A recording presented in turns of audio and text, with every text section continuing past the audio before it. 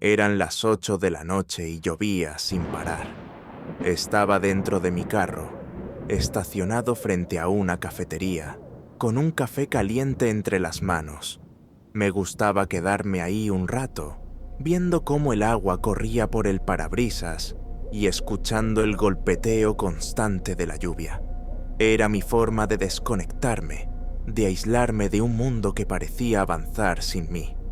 La rutina diaria me había vuelto invisible para mí mismo. Trabajo, casa, dormir, despertar, repetir. Cada día era una copia del anterior y sentía un vacío que no sabía cómo llenar. Quizá por eso, cuando sonó el teléfono y vi el mensaje, no lo pensé mucho. Decía: ¿quieres venir a una reunión especial? Te va a gustar. Ayuda a liberar energía negativa. Era de una compañera del trabajo, alguien amable, tranquila, de esas personas que siempre parecen tener todo bajo control y que saben cómo hablar para que uno se sienta extraño y a la vez confiado. Tomé un último sorbo de café, dejando que el calor descendiera por mi garganta, y lo puse en el portavasos. Prendí el motor y me dirigí al lugar indicado. No sabía qué esperar, solo que necesitaba romper la rutina, escapar de la monotonía que parecía devorarme. El edificio era viejo, con la pintura desconchada y luces que parpadeaban. Subí las escaleras y me recibió un grupo de personas en un salón iluminado tenuemente por lámparas amarillas. Había incienso en el aire, un aroma fuerte, penetrante, mezclado con algo dulce e indefinible que me hizo arquear una ceja sin poder precisar por qué. La música de fondo era suave, hipnótica, un murmullo constante que parecía llenar cada rincón. Mi compañera me sonrió y me dio la mano. «Bienvenido», dijo. Su voz era calmada, casi hipnótica. Sentí un escalofrío recorrer mi espalda, una mezcla de curiosidad y algo que no podía identificar.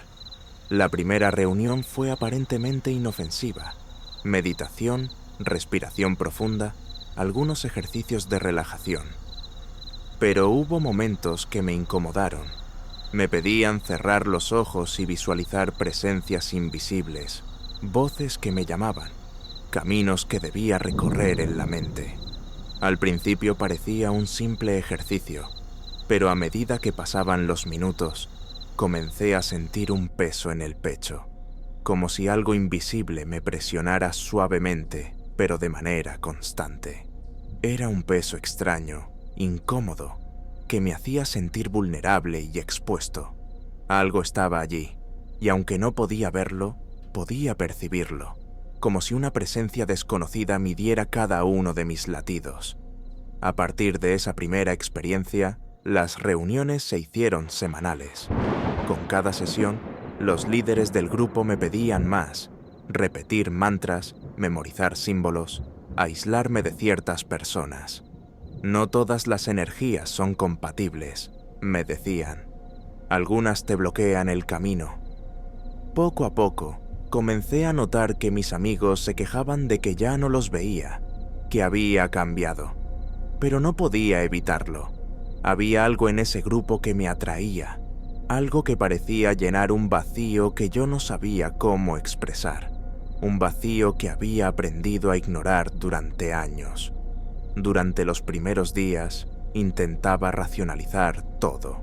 Pensaba que eran meditaciones inofensivas, ejercicios de concentración, algo que cualquier grupo de desarrollo personal podría hacer.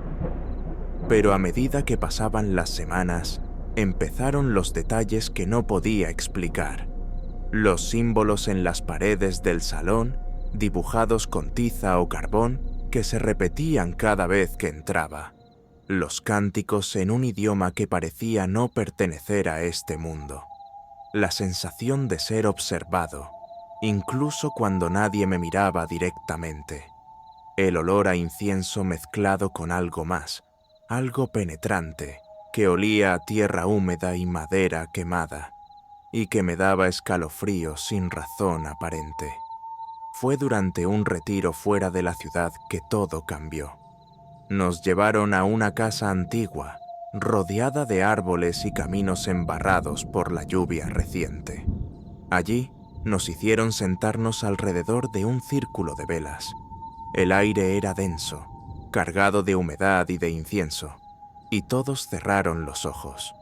Comenzaron a cantar un idioma desconocido, un murmullo que parecía surgir de las paredes mismas. Me pedían repetir palabras y nombres que no entendía.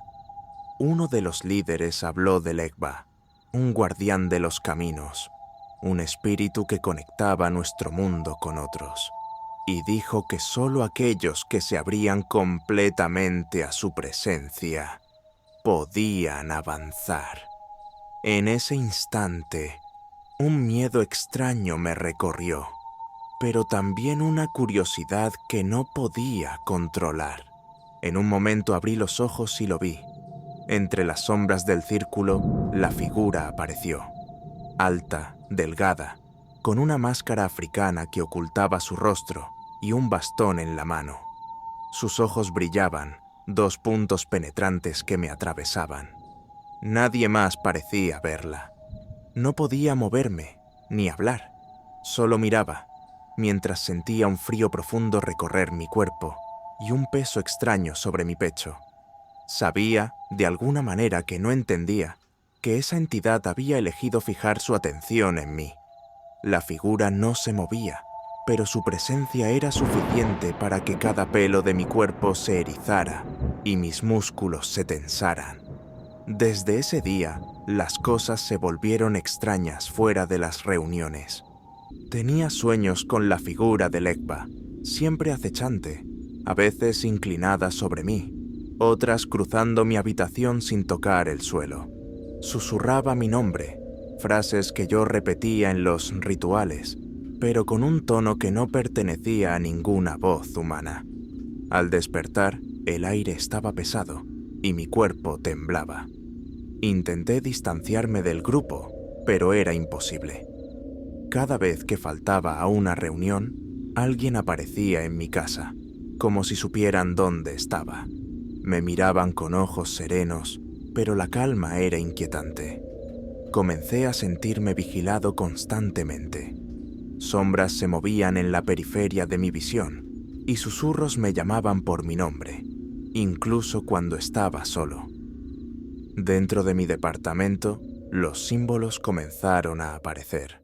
Una cruz pequeña, marcada con carbón en la pared de la cocina, otra en la puerta del baño, otras dibujadas con tinta invisible que solo aparecían bajo cierta luz.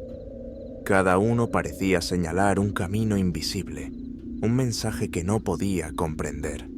La línea entre lo real y lo ritual se desdibujaba. Lo que antes parecía un ejercicio de meditación, ahora se sentía como un control invisible, una puerta abierta hacia algo que no podía cerrar. Comencé a sentir la presión de Legba en cada acción diaria, al cocinar, al tomar un café, al cerrar los ojos por unos segundos. Lo sentía ahí, siempre, evaluándome, guiándome, imponiéndose sobre mi rutina cotidiana.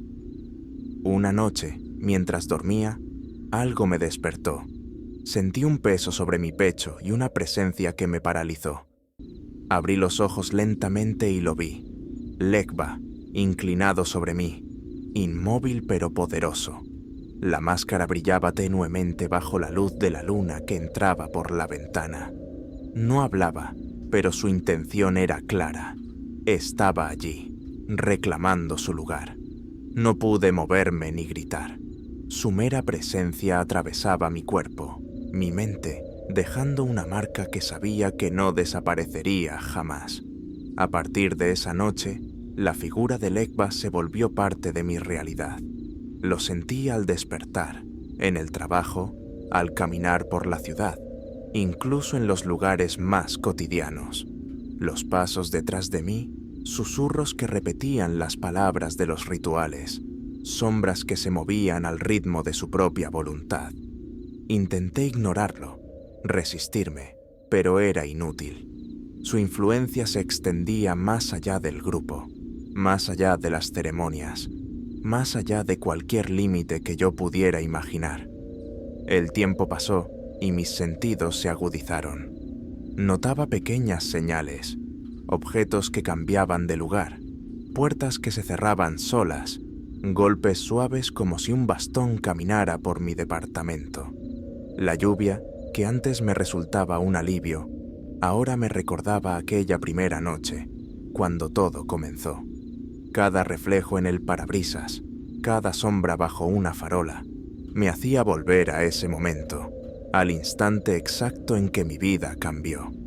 Intenté contar mi experiencia a alguien, pero nadie creyó en la entidad, ni en el grupo, ni en lo que sentía. Me miraban con compasión o con escepticismo, y al final preferí no hablar. Aprendí que ciertos caminos no se pueden compartir, que algunas verdades solo se viven y se sienten.